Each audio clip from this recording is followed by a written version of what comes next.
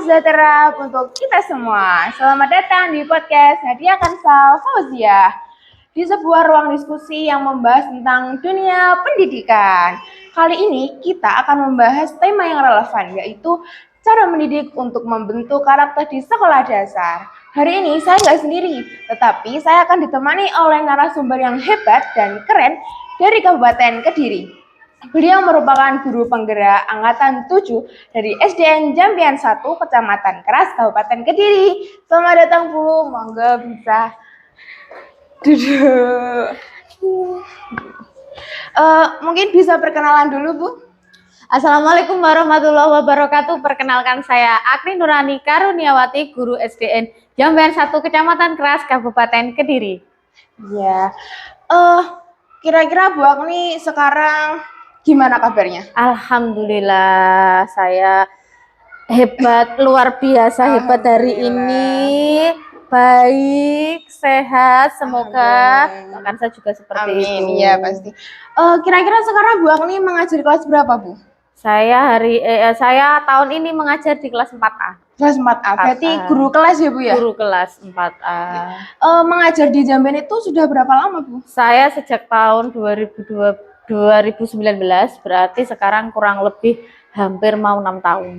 Cukup lama ya Bu? Hampir mau 6 tahun. Oke, berarti sudah sangat berpengalaman menjadi guru ya Bu ya? Alhamdulillah, masih belajar juga. Tetap masih belajar. Iya. Pasti Bu Akni selalu menemukan beberapa murid Bu Akni yang mempunyai karakter yang berbeda-beda pasti ya Bu? Jelas, pasti. Setiap sekolahan pasti memiliki karakter yang berbeda-beda muridnya. Karakteristiknya berbeda karena memang juga berasal dari latar belakang yang berbeda betul, juga. Betul. Oke, untuk pertanyaan pertama ya Bu, mengapa pendidikan karakter itu penting ditanamkan sejak sekolah dasar? Oke, mengapa pendidikan karakter penting untuk ditanamkan di sekolah dasar? Sebenarnya pendidikan karakter itu harusnya memang diajarkan sedini mungkin, karena pembentukan karakter itu aslinya itu dimulai dari dia di rumah. Jadi orang tuanya. Tapi bukan berarti guru tidak bisa berperan di dalamnya. Nah, kenapa di tingkat dasar? Karena memang beberapa anak itu kan ada yang tidak melalui TK. Iya, betul. Nah, sehingga memang di pendidikan dasar itu penting untuk ditanamkan karakter sebagai pondasi dia, sebagai pedoman dia, sebagai pondasi dia agar dia bisa menjalankan kehidupan selanjutnya dan sebagai pegangan karakter tersebut agar bisa berkembang lagi menjadi lebih baik dan juga menjadi masyarakat yang lebih baik lagi. Berarti jadi pondasi pertama ya? Iya, pondasi pertama. Terus menurut Bu Akni, apa aja sih karakter utama yang perlu ditanamkan pada anak SD? Jelas, yang pertama pasti keimanan dan ketakwaan kepada Tuhan Yang Maha Esa. Dan berbagai macam nilai-nilai kebajikan juga, karakter yang bagi dia itu bisa kemandirian kalau bagi anak-anak, kemudian dia juga harus bernalar kritis, kreatif, dia tidak hanya bisa bekerja sendiri, tapi juga dia harus bisa kolaboratif, terus dia juga harus bisa komunikasi. Selain itu semua harus dirangkum juga kita dalam kewargaan atau citizenship. Oke. Bagaimana peran guru dalam membentuk karakter siswa di sekolah dasar? Oke. Saya tadi menjelaskan bahwa guru itu juga berperan dalam pembentukan karakter anak. Dalam hal ini guru berperan sebagai fasilitator. Artinya di dalam pembelajaran anak itu kan pasti ada pembelajaran intrakurikuler, ada co-kurikuler, ada juga ekstrakurikuler. Nah, dari situ kita dapat memberikan anak atau memfasilitasi anak agar anak itu dapat terbentuk karakternya, menyelipkan dalam pembelajaran intrakurikuler. Contohnya ketika kita menggunakan metode PJBL atau strategi PJBL atau problem based learning mungkin, atau TGT atau yang lain, itu kita bisa laksanakan karakter itu ketika pembelajaran, misalnya ketika kerja kelompok. Di situ apakah dia bisa berkolaborasi atau bisa mandiri, ataukah dia mungkin hanya bisa bekerja tapi belum bisa berkomunikasi. Nah, itulah peran kita, di mana kita juga harus menjadi support system bagi dia. Selain bisa memfasilitasi, kita juga harus jadi support system bagi mereka, sehingga karakter itu juga bisa dibentuk dan kita turut andil di dalamnya. Oh, begitu ya Bu. Kira-kira nih Bu Agni punya strategi atau metode apa yang paling efektif untuk menanamkan nilai budi pekerti pada siswa sekolah dasar? Jelas yang paling efektif itu kita harus jadi suri tauladan terlebih dahulu. Iya. Kalau kita ingin anak-anak itu kita ingin menanamkan karakter mereka, keimanan dan ketakwaan, kita bisa melakukannya melalui pembiasaan mungkin. Dari pembiasaan kita harus jadi contoh dulu. Kalau memang ada pembiasaan, misalnya di Jamban 1 itu ada sholat duha berjamaah, ya kita beri contoh mereka. Terlebih dahulu kita juga ikut sholat zuhur berjamaah, sholat duha berjamaah. Kita ikut, jadi kita tidak hanya memerintah atau kita hanya menyuruh atau mengkoordinasi saja, tapi mereka juga melihat secara langsung bahwa kita itu sebagai suri tauladan atau contoh. Kemudian strategi saya yang itu pasti yang pertama pembiasaan. Saya tahu pembiasaan itu pasti dimulai dari keterpaksaan. Iya betul.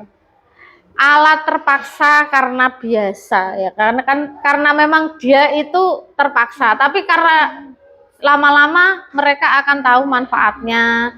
Jadi meskipun pertama mungkin merasa terpaksa, tapi ternyata itu bisa menjadi kebiasaan dan kita dalam pembiasaan itu bisa sekaligus memperkuat karakter-karakter yang sesuai dengan visi misi sekolah.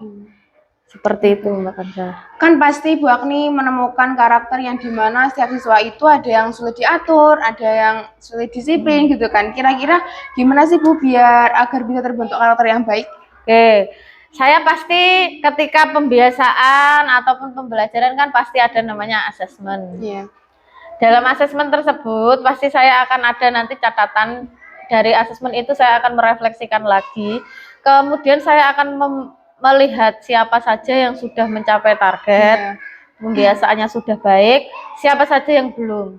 Nah, ketika ada yang belum mencapai target tersebut, pasti saya pertama akan melakukan observasi dulu.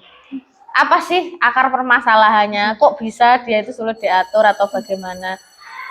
Saya cari akar permasalahannya. Kalau sudah menemukan akar permasalahannya, saya akan konsultasi juga dengan guru-guru yang terkait atau guru-guru yang mengajar, misalnya guru mapelnya, guru kelasnya.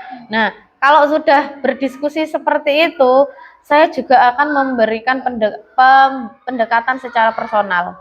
Sesungguhnya apa sih yang membuat mereka, jangan-jangan yang kita observasi atau yang kita wawancara menggali informasi dari orang lain itu masih ada yang kurang, ada sesuatu yang perlu tidak kita ketahui. Nah, itu bisa kita ketahui dengan cara pendekatan personal. Tentunya menggunakan metode coaching. Oh, begitu ya, Bu.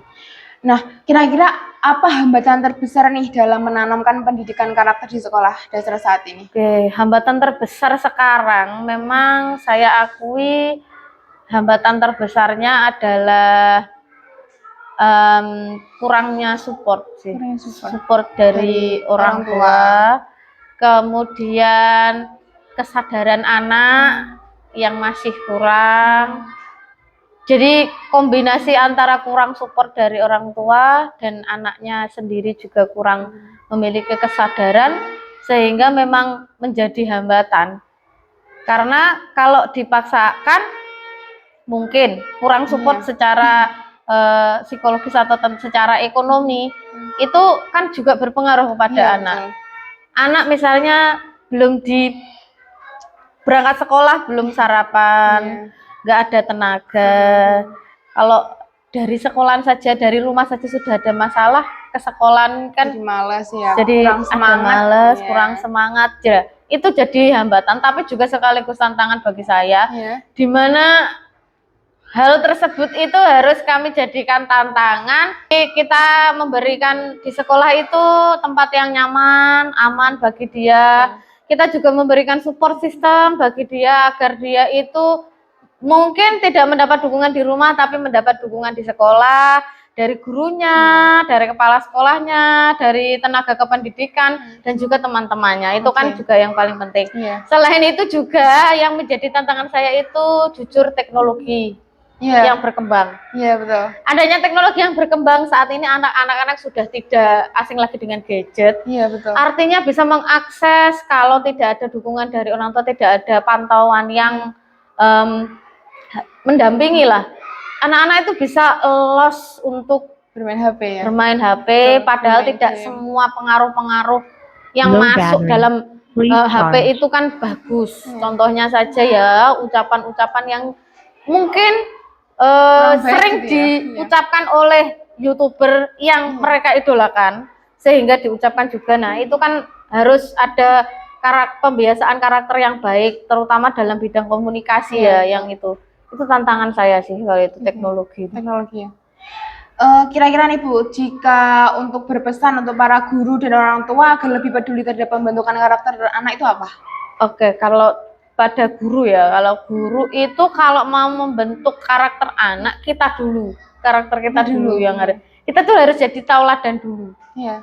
Harus menjadi tauladan dulu. Kalau sudah menjadi teladan, kita harus tahu dulu sebenarnya karakter anak itu bagaimana. Iya. Kita analisis dulu latar belakang anaknya bagaimana sih orang tuanya, Iya. keadaan Low ekonomi battery. gimana, keadaan Please sosial charge. di sekitar kita bagaimana. Iya. Kemudian untuk pembentukan karakter juga kita bisa koordinasi tidak hanya kita sendiri tapi dengan guru-guru lain atau satu sekolah membentuk satu program. Iya. Dan pembentukan karakter anak itu tidak hanya dilakukan dalam pembiasaan saja. Kita bisa menyelipkan dalam pembelajaran intrakurikuler, Iya. kokurikuler, ekstrakurikuler, sehingga hal ini mungkin pembentukan karakter anak itu anak-anak tidak akan terasa bahwa ternyata karakterku sebenarnya sudah berubah loh. Iya. Dulu itu tidak terlalu beriman dan bertakwa pada Iya. Tuhan. Wah, sekarang aku kok ya lumayan lah Iya. beribadah jamaah. Nah, seperti itu agar anak-anak tuh juga merasa nyaman, aman, seperti itu Bu. Gitu ya. Oke, ternyata pertanyaan saya sudah habis. Alhamdulillahirobbilalamin. Seru sekali Iya, ya. seru. Sangat Masya bermanfaat ya Allah. Bu. Sangat jawabannya sangat Low keren. battery. Sangat wow.